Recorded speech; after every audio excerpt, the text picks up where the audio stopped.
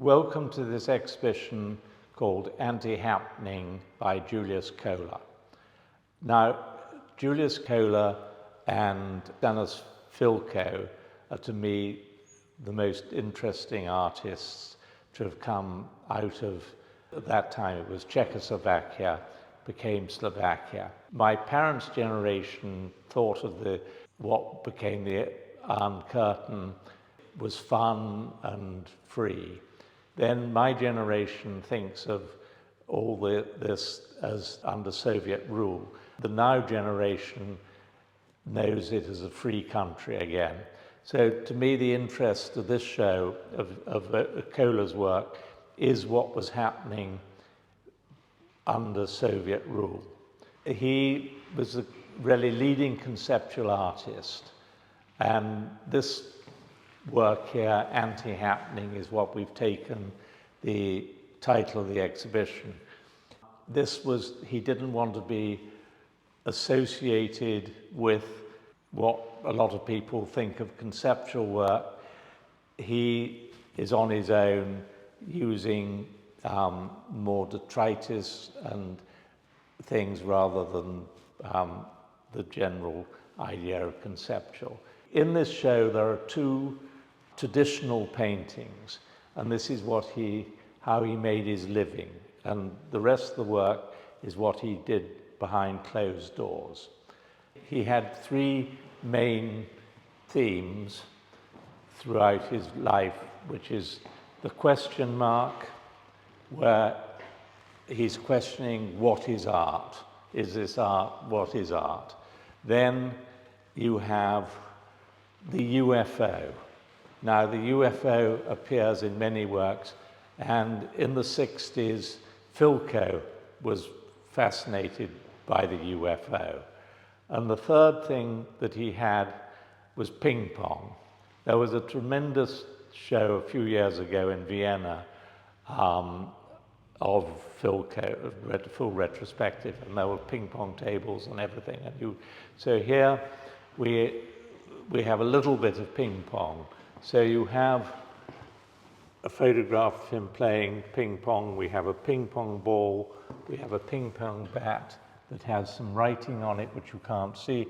Quite often with, white to non-color, black to non-color, and there's actually writing inside the white. And here is a hand.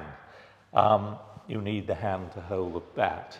So I think it makes a nice little thing. Installations are a major part of his work. So we have one here, which I think helps you give a bigger picture of what he does. It's not just small works.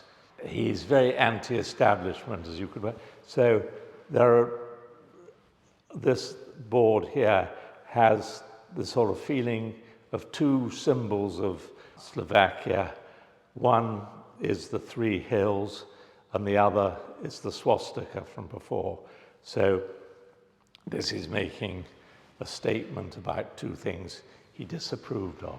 We have the other very traditional painting, and this is how he made his living, but I'm sure, if you look into it, there's a little bit of subfusion or whatever. And a U.F.O, you have a mountain, then he has culture on top of it, and this also is something that Filko did as well. You see here the question mark comes into it. He has a beautiful little painting with just question marks, UFOs, the swastika being turned into something else. Photographs of him, unique photographs of him, and then the flying UFO. Here is a self-portrait where he's taken the portrait away from himself. Then he did an imaginary show, an inaccessible mountaintop.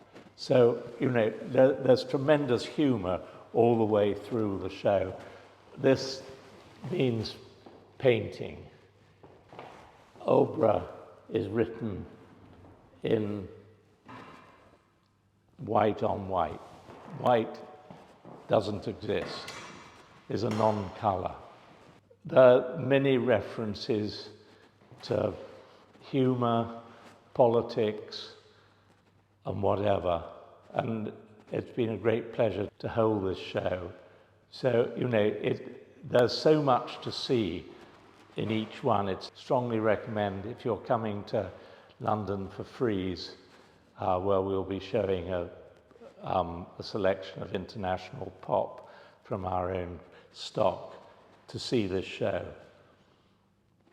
Thank you.